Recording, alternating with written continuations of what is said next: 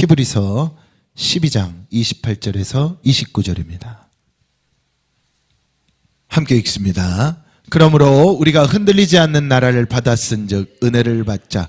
이로 말미암아 경건함과 두려움으로 하나님을 기쁘시게 섬길지니 우리 하나님은 소멸하는 불이심이라. 아멘. 할렐루야. 오늘 말씀 제목이 은혜를 받자. 은혜를 받는다는 것은 우리에게 절대 가벼운 일이 아니다. 정말로 우리가 십자가의 보혈의 피로 구원받았다는 것에 내가 1000만 번 죽어도 그 해결될 수 없는 죄를 내가 구원받았다는 그게 은혜잖아요, 사실은. 그러니까 엎드려서 일어날 힘이 없을 정도의 내게 통해 자복함의 역사가 사실은 일어나야 되는 것이죠. 그리고 그것을 깨달았다면 다시 오실 주님만을 바라보고 기다리는 믿음의 삶을 살아갈 수 있는 것, 이게 은혜를 받았다라고 말할 수 있는 사람의 모습이라는 거예요.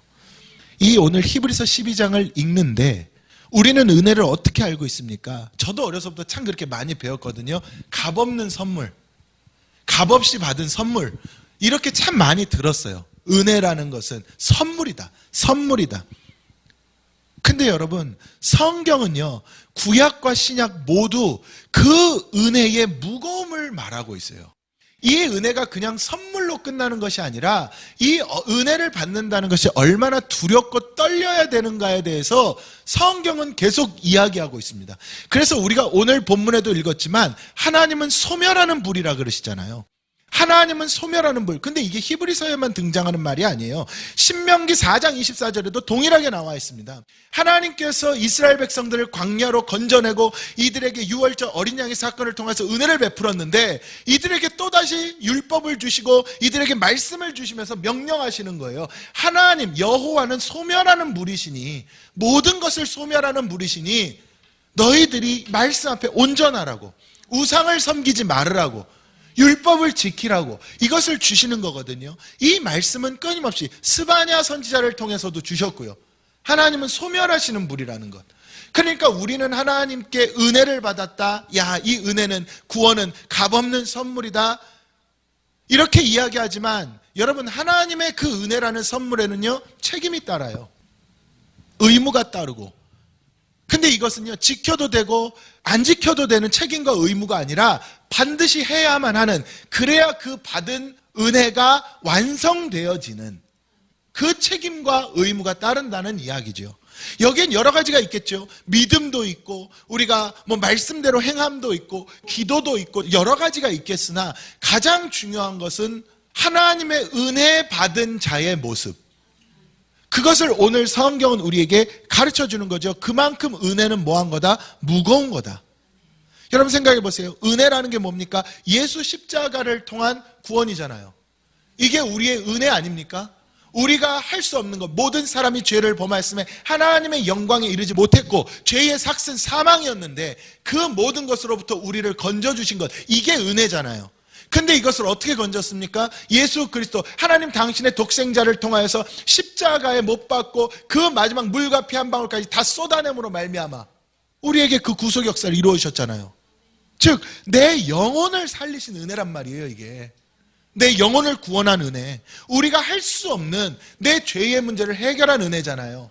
그런데 하나님은 내가 할 수 없는 당신의 독생자를 통한 죄의 문제를 해결해 줬는데 우리는 다시 죄로 돌아가잖아요.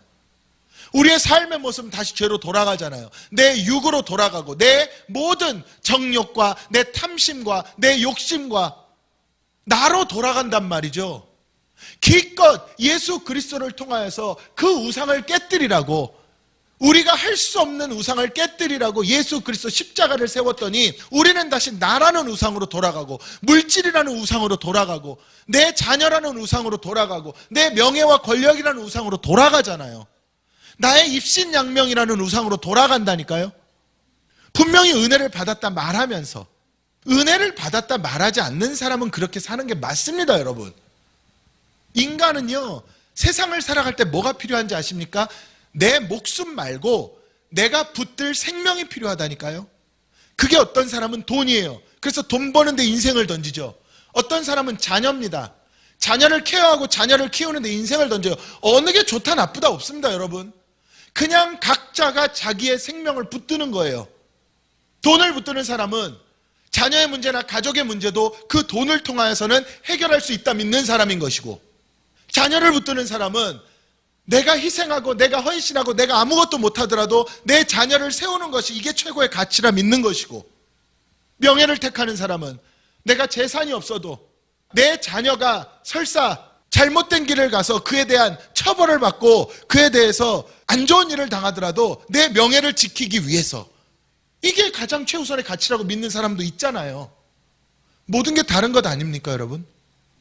뭐 연예인들은 인기를 생명으로 붙들고, 그래서 인기가 떨어지면 어떤 연예인들은 자기 스스로 목숨을 끊기도 하고.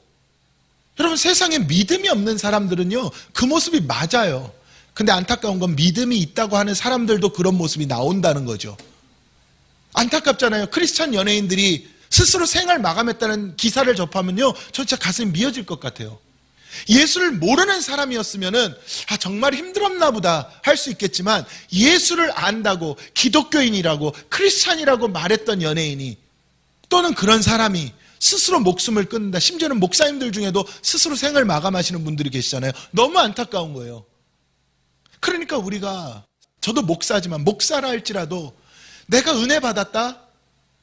결과가 나타나야 돼요. 내가 은혜를 받았다면, 그래서 예수님 뭐라 그러셨는지 아시죠? 열매로서 그들을 알리라. 여러분, 열매가 없으면은 농사의 의미가 없는 것 아닙니까? 열매가 없으면은요, 밭을 가는 의미가 없는 것 아니겠어요?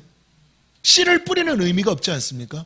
열매를 위해서 그 모든 고단한 과정들을 견뎌내는 것 아니겠어요? 학생들이 열심히 공부하는 것도, 취업하기 위해서 우리 청년들이 열심히 애쓰는 것도 열매를 얻기 위함 아니겠어요? 그냥 그것만을 위해서 하는 사람이 있습니까? 하물며 복음에는 하나님께서 예수 그리스도를 통하여서 우리에게 명시하셨어요.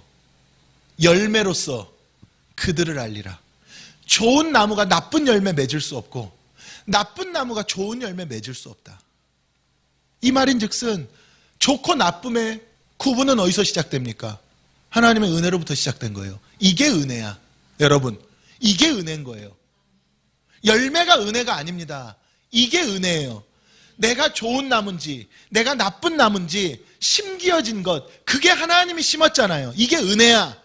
이 은혜를 그럼 나는 받았습니다. 근데 나는 좋은 나무야. 만약에 내가 좋은 나무의 은혜를 받았어. 근데 내가 열매를 못 맺거나 나쁜 열매를 맺는다면 이건 지금 비정상인 거잖아요. 그래서 포도원의 비유에 나오지 않습니까? 무화과 나무를 심어놓고 열매를 맺지 못하면 뽑아버리겠습니다. 열매가 없으면 안 돼요, 여러분. 여러분, 열천의 비유도 마찬가지로 다 마찬가지 아닙니까? 예수님께서 오셨을 때 신부들이, 옛 신랑을 맞이하는 신부들이 뭘 준비하고 있어? 기름을 준비하고 있었다는 이야기예요. 똑같이 신부예요, 똑같이. 신랑이 기다리라 그런 똑같은 신부들이라니까요. 신부의 은혜를 다 받은 자들이에요. 그런데 뭘로 마지막이 나뉘어진 겁니까? 준비되어진 자와 준비되어지지 않았던 자로 나뉘어졌다는 이야기잖아요. 물론 거기서 성령 기름, 성령의 역사를 말하고 또 이건 거룩성을 말하고 여러 가지 해석이 있지만, 우리가 말하는 것은 신부라고 해서 다 신랑을 맞이한 게 아니었다는 거예요. 여러분, 오늘날 저는 신앙생활 가운데 이것을 참 깊이 있게 고민합니다. 은혜를 받았다. 맞아요. 선물이다. 너무나 귀한 선물이죠. 무엇과도 바꿀 수 없는 선물이죠. 그런데 그 은혜가 내게는 왜 이렇게, 그 선물이 내게는 왜 이렇게 가볍던가? 이걸 생각하는 거죠. 세상에서 받은 비싼 선물만도 못하잖아요. 여러분들 1,000만 원, 2,000만 원짜리 백을 선물로 받으면은 비 오면은 내 머리를 덮는 게 아니라 백을 감싸잖아요. 그것보다도 못한 선물 아닙니까? 우리가 받은 은혜가 내 마음대로 갖다가 내려놓고 던지니까. 여러분, 비싼 가방 있으면 땅바닥에 막 놓습니까? 그래서 내 영혼을 살리신 은혜를 말하는 것인데, 그러면서 하나님은 말씀을 통해서 이 은혜를 받는다는 게 무엇인가를 가르치고 계시는 거예요. 야, 너 은혜 받았다고 거기서 멈추지 말아라. 은혜는 영이야. 제가 이 이야기 한번 했었는데, 은혜는 영이잖아요. 우리에겐 영혼 육이 있죠. 할렐루야. 그럼 하나님의 은혜를 받던 영이에요. 근데 혼과 육이 영을 따라가지 못하면 안 된다니까요. 이건 무너짐이에요. 그래서 오늘 히브리서 12장 28절에 뭐라고 말씀하십니까? 그러므로 우리가 흔들리지 않는 나라를 받았대요. 천국 아닙니까? 은혜 아니에요? 이것을 천국을 우리가 받았은즉 뭘로 받지요? 은혜로 받자. 은혜를 받자. 그 놀라운 거예요, 여러분. 너희가 흔들리지 않는 나라를 받았으니, 다시 말하면 구원받았으니 이제는 뭐 받아라? 은혜 받아라. 이게 놀라운 이야기 아닙니까? 우리는 그냥 다 뭉뚱그려서 통칭해서 생각했잖아요. 은혜는 그냥 다 천국 가는 것, 다 하나님이 해주시는 것. 근데 하나님 지금 성경 말씀을 통해서 히브리서 기자가 뭐라 그래요? 너희가 흔들리지 않는 나라를 받았은 즉 은혜를 받자. 흔들리지 않는 나라 구원 받았으니 은혜 받으란 이야기예요. 은혜 받아라. 그럼 구원 받았다고 말하면서도 은혜 받지 못하면 무너진다는 겁니다. 이로 말미암아 경건함과 두려움으로 하나님을 기쁘시게 섬겨라. 여기서 나오는 두 가지의 우리를 불편하게 만드는 단어가 뭐예요? 경건함과 두려움. 여러분, 은혜를 받았다면 나는 경건해져야 되고, 은혜를 받았다면 나는 그 은혜가 얼마나 두려운지를 알아야 된다는 이야기예요. 그게 은혜 받는 자의 모습이라는 거죠. 여러분, 말씀이 우리에게 오잖아요. 지금 주일날도 여러분 말씀 듣고 계시는 거죠. 이 말씀이 얼마나 두려운지를 먼저 알아야 돼요. 두렵다는 것은 무섭다라는 의미가 아니에요. 이 말씀이 내게 왜 왔는가? 그냥 내 입맛대로 고르라고 찾아온 것 아니잖아요. 말씀은 선포라고 표현하죠. 그리고 그 선포에는 뭐라고 우리는 표현합니까? 아멘, 순종이라 표현하는 거예요. 그러니까 말씀이 내게 찾아왔다는 거는요, 생각하라고 판단하라고 찾아오는 게 아니라 순종하라고 찾아오는 거예요. 이건 저도 마찬가지고 여러분들도 마찬가지입니다. 그래서 제가 또 말하지만 강단에서 제가 설교할 때 쓸데없는 얘기하면 안 돼요. 말씀만 이야기해야 순종이 되지. 할렐루야. 그러지 않으면 하나님은 소멸하는 불이래요. 여러분, 소멸한다는 이야기는 뭐예요? 태워 없앤다. 여러분, 세례 요한이 뭐라 그랬는지 기억하십니까? 나는 너희에게 물로써 세례를 베풀거니와 내 뒤에 오시는 분은 불로 세례를 베푸는데, 그 불의 의미는 두 가지죠. 하나는 성령이고 하나는 심판이에요. 여러분, 성경에 뭐라 그랬습니까? 내가 하나님 언약했잖아요. 내가 다시는 물로써 심판하지 않을 거라고. 그러니까 물 세례는 심판이 아닙니다. 은혜지. 근데 그 뒤에 오는 게 무서운 거예요. 그게 두려운 거예요. 그건 뭡니까? 불심판이잖아요. 그러면 소멸하는 불이라는 거는, 소멸시킨다는 건 심판을 말하는데, 여러분, 은혜를 받지 못하면 심판이라는 이야기예요. 불 가운데. 그러나 감사하게도 우리는 하나님으로부터 먼저 흔들리지 않는 나라를 받았으니, 예수 그리스도를 통해서 이미 이루었으니 이제는 우리가 은혜만 받으면 됩니다. 은혜만 받으면 돼. 할렐루야. 그래서 오늘 이 말씀 가운데 보면 히브리서 여러분 12장 이 내용을 다 나중에 꼭 읽어보십시오. 제가 너무 길어서 다 올리진 못했지만 14절에 보면 이런 말씀이 나와 있거든요. 모든 사람과 더불어 화평함과 거룩함을 따르라. 이것이 없이는 아무도 주를 보지 못하리라. 은혜를 받는다는 건 여러분 이런 거예요. 은혜의 모습입니다. 모든 사람과 더불어 화평함과 거룩함을 따르래요. 여러분, 모든 사람과 더불어 화평함을 이루라는 것은 내가 십자가지라는 이야기고요. 그리고 내가 거룩함을 따른다는 것은 어떤 상황 속에서도 내가 나를 쳐서 복종시키고 나를 변화시키는, 내가 죄인인 줄을 잊지 않는 삶이잖아요. 이것을 이루어 가야만 주를 볼 수 있다는 거예요. 그 나라 간다는 이야기죠. 그러니 성령이라는 것은 어디에 임한다 그랬어요? 거룩한 곳에 임한다 그랬잖아요. 그러니까 성령은 받아도 되고 안 받아도 되는 게 아니라 반드시 받아야 되는 거예요. 그러니까 내가 성령 안 받고 그냥 나 예수 믿습니다, 예수 믿습니다 하는 것은 껍질일 뿐이라는 거죠. 그래서 은혜를 받자는 거예요. 은혜를 받자. 할렐루야. 여러분, 오늘 꼭 은혜 받으시기 바랍니다. 그런데 15절에 또 이렇게 나옵니다. 너희는 하나님의 은혜에 이르지 못하는 자가 없도록 해라. 여러분, 이게 우리에게 준 복음의 사명인 거예요. 하나님의 은혜. 그럼 첫 번째는 내가 먼저 하나님의 은혜에 이르지 않으면 안 되는 것이고, 두 번째로는 타인을 내가 은혜에 이르게 만들어줘야 된다는 이야기예요. 그럼 내가 작은 예수의 삶을 살아야 된다는 이야기죠. 내가 은혜에 이르러야 되고 내가 타인을 은혜에 이르르게 해야 되고, 또한 쓴 뿌리가 나서 괴롭게 하여 많은 사람이 이로 말미암아 더럽게 되지 않게 하래요. 그 쓴 뿌리는 어디서 나와? 내게서 나오잖아요. 내 안에 죄성의 문제 때문에 하나님의 은혜에 방해되지 말라는 이야기예요. 여러분, 이게 하나님이 우리를 가르치신 거예요. 그럼 뭐가 결국 은혜를 방해한다는 겁니까? 하나님의 일을 결국 누가 방해해요? 우리는 그렇죠. 사탄이요, 마귀요. 결국 뭐가 방해하는 거예요? 내가 방해하는 거예요. 내 안에 있는 죄성이 방해하는 거예요. 바다의 풍랑이 누구 때문이냐? 나 때문이다. 나 때문이야. 거기에 배에 타고 있던 수많은 사람들이 서로 찾았잖아요. 야, 이거 왜 그러냐? 왜 풍랑이 이렇냐? 누구 때문에 풍랑이 이렇냐? 나 때문이다. 내가 하나님의 낯을 피했다. 나 때문이다. 여러분, 우리는요, 고난이 찾아오거나 환난이 찾아오거나 어려움, 무슨 문제가 생기면 마귀가 역사했고 사탄이 역사했고 귀신이 역사했고 하나님이 고난 주시려고 온갖, 나는 제외하고 항상 생각하잖아요. 나는 빼놓고 항상 생각을 해요. 뭔가 이유를 찾아야 되니까. 근데 너무나 명쾌한 답을 요나가 준 거예요. 그래서 요나서가 짧은 거예요. 근데 이 명쾌한 답을 빨리 깨닫지 못한 욥은 길잖아요. 욥기가 42장까지 가야 깨닫잖아요. 요나는 4장에서 끝나요. 할렐루야. 그러니까 이 요나가 이야기한 게 나 때문이다. 나 때문이야. 근데 오늘날 신앙생활하는 우리 목사인 저를 비롯해서 어느 누구도 나 때문이라는 사람이 없거든요. 온갖 것들을 찾아요. 이유를, 원인을. 맞죠? 저는요, 복음의 진리 중에 하나인 것 같아요. 나 때문에. 그러니 여러분, 예수님이요, 당신이 십자가 지신 것 아니에요? 바리새인과 서기관들을 척결하시고 로마 군대를 물리치시고 가식적인 대제사장들을 처단하시고 그러지 않으셨잖아요. 겟세마네에서 당신이 피 흘려 기도하시고 아버지의 뜻대로 하소서, 그리고 그 잔을 당신이 마셨다니까요. 그러면서 마지막에 뭐라 그러셨어요? 아버지, 저들 용서하소서. 그게 우리에게 오늘날 주시는 복음이에요. 이 복음을 정확하게, 이 은혜를 받았던 스데반이 동일했던 거예요. 마지막이 아버지여 저들의 죄를 용서하소서.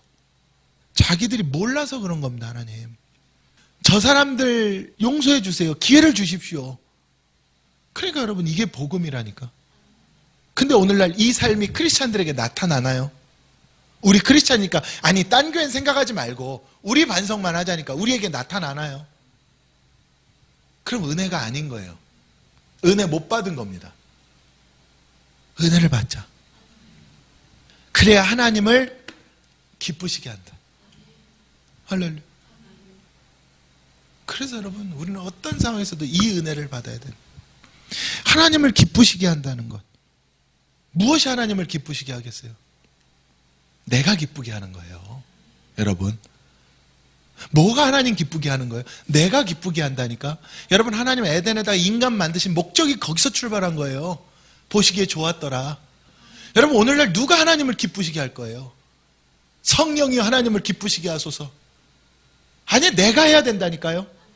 내가 하나님을 기쁘시게 만드는, 거기에 역사하는 것이 성령이에요. 그러니까 성령의 역사가 내게 일어나게 만드는 게 내가 할 일인 거예요. 그럼 성령의 역사가 내게 일어나게 하려면, 그래서 아까 뭐라 그래요? 경건함, 거룩성, 정말로 이 모든 것으로 돌아가라. 다시 말하면 내 죄의 문제와 절연하라. 그러니까 여러분, 우리가 인간이기 때문에 죄를 안 짓고는 살 수가 없어요. 인간이, 왜냐하면 이 땅을 밟고 살아가는 우리는 너무나 무지하고 연약하고 어쩔 수가 없다니까요. 그러니까 날마다 내가 무엇과 싸우라는 이야기예요. 죄와 싸우라. 그러니 히브리서 기자가 뭐라 그랬어요? 죄와 뭐하기까지 싸우라고? 피 흘려 싸우라 그랬잖아요. 은혜의 무게를 감당하라는 거예요, 여러분. 근데 우리는 구원은 받고 싶고 하나님께 축복도 받고 싶은데 은혜의 무게는 감당하기 싫고, 여러분, 믿음이 없이는 하나님을 기쁘게 할 수 없다 그랬잖아요. 믿음이 없다는 이야기입니다. 이게 믿음으로 돌아가야 돼요. 할렐루야. 그러니까 제가 아까 그 말씀, 영혼 육이 있다 그랬잖아요. 우리가 말씀을 받잖아요. 말씀 받으면 말씀 영이에요, 육이에요? 말씀 영이잖아요. 하나님은 영이시니 예배하는 자가 영과 진리로 예배할지니라. 그래서 하나님은 영이시기 때문에 말씀도 영인, 이 살아있는 성경 66권에 말씀이 육신되어 이 땅에 오셨던 예수 그리스도를 우리에게 주는 거예요. 이게 말씀이에요. 그래서 궁극적으로는 이 말씀을 선포하는 저도 목사지만 강단에서 온갖 세상 잡소리가 나가는 게 아니라 이 예수가 나가야 돼. 영이 나가야 된다고. 자, 그럼 이 영으로 말씀을 받잖아요. 그러면 말씀이 선포되는 순간 우리는 다 영으로 받아, 말씀. 말씀이 선포된 말씀 자체가 영이라니까요. 자, 그럼 내가 말씀을 들었어.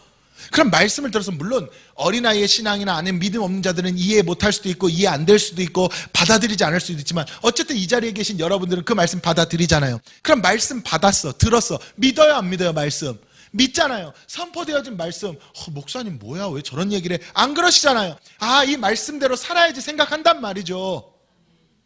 근데 여기서 멈춘다는 이야기야. 제가 금요일에 설교했던 그거잖아요. 여기서 멈춰요. 그래서 근데 여기서 멈춰버린다고. 듣고 끝나. 아, 그래야지 하고 끝나요. 그러니까 혼과 육은 그대로 있어요. 우리의 생각과 마음과 육체의 행위는 그대로 있다고. 근데 말씀, 영적인 메시지는 들었으니까 난 뭔 줄 알아 지금? 영인 줄 알아. 이게 착각하는 거예요. 영혼 육은 하나입니다. 성부, 성자, 성령이 하나이듯이. 만약에 다르다면 하나님 나눠 놓으셨겠죠.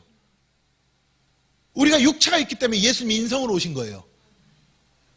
그러니까 이 모든 과정 가운데 내가 영적인 말씀을 듣고 영적인 신앙생활을 한다. 그럼 이게 반드시 혼과 육으로 함께 가야 돼. 이걸 우리는 다른 말로 제가 뭐라 그랬어요? 변화라 그랬던 거예요.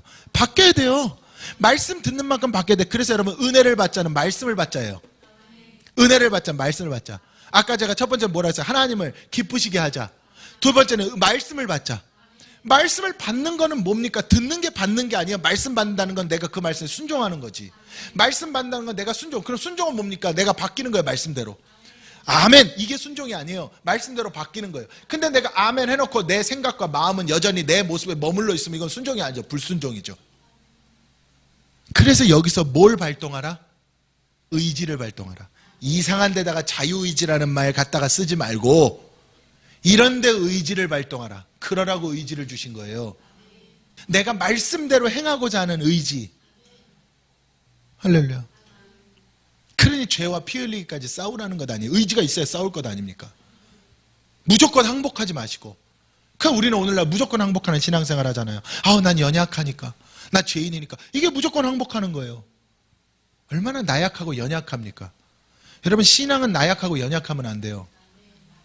사랑은 끝없이 상대방을 품는 것이지만 내 믿음을 지킨다는 것은요, 끊임없이 강해져야 돼요. 죄와 싸워야 되니까. 그러려니까 뭘 제거하라? 불순물을 제거하라.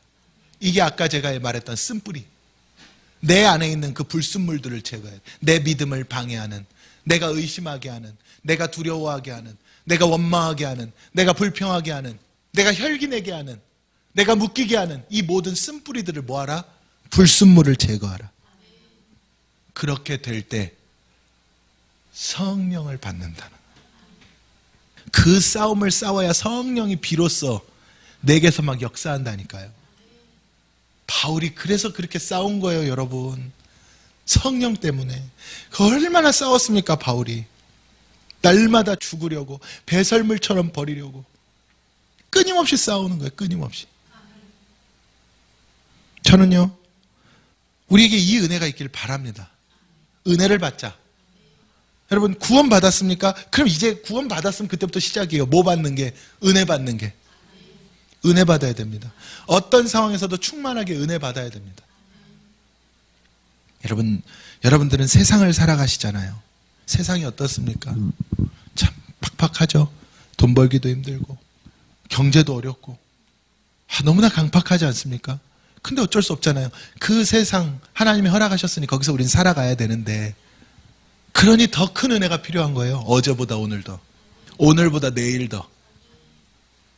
저는요, 오늘 이 말씀을 통해서 우리 모두가 은혜로 돌아갈 수 있기를 주님의 이름으로 축원합니다. 아까 우리가 했던 그 은혜 찬양 마지막 3절 후렴 가사가 그렇잖아요. 온전히 서게 하시와 뜻한 대로 쓰소서. 정말로 내가 온전히 서야 하나님 뜻한 대로 쓰신다니까요. 내가 정말로 하나님께 쓰임받는, 우리가 항상 그게 소망으로 있잖아요, 여러분. 하나님께 쓰임받는다, 쓰임받는다. 내가 할 수 없다는 건 이미 증명되지 않았습니까? 여러분들의 삶 가운데서. 내 노력 가지고는 한계가 있다는 게 이미 증명되지 않았습니까? 지금 특히나 이 시대에는 너무나 어렵고 목구멍이 포도청인 이 시대에 내가 주의 일을 하며 살기는 내가 상황적으로 너무나 어렵다는 게 이미 우리의 삶 가운데 증명되지 않았어요? 그럼 뭐 주의 일은 일부 부자들만 해야 될 일입니까? 아니잖아요. 그럼 내가 지금 내 이 세상 가운데 주의 일을 하기 위해서는 뭐가 필요한 거예요? 은혜가 필요하죠. 하나님의 은혜가 필요하죠. 하나님이 붙들어 써주시지 않으면 방법이 없잖아요. 앞이 안 보이는 거예요. 근데 그게요, 불가능한 일이 아니라, 너무나 어려운 일이 아니라, 내가 변화되면 하나님이 이루시는 일이래요. 저는 이 역사가 있길 바란다는 거예요. 저도 그렇고 여러분들도 그렇고. 이 회복의 역사. 저는 말씀해 줄게요. 여러분, 은혜를 받자. 할렐루야. 지금도 충만하신 분들은 더 충만한 은혜를 받으시고, 지금 조금 멈칫하신 분들은 얼른 회복되는 은혜를 받으시고, 아직 어린아이의 신앙이거나 믿음이 좀 부족한 분들은 앞으로 점점 더 성장되어지고 나아지는 풍성해지는 은혜를 받으시고, 그래서 우리가 다 같이 언제를 준비해야 돼요? 마지막 때를 준비해야죠. 할렐루야.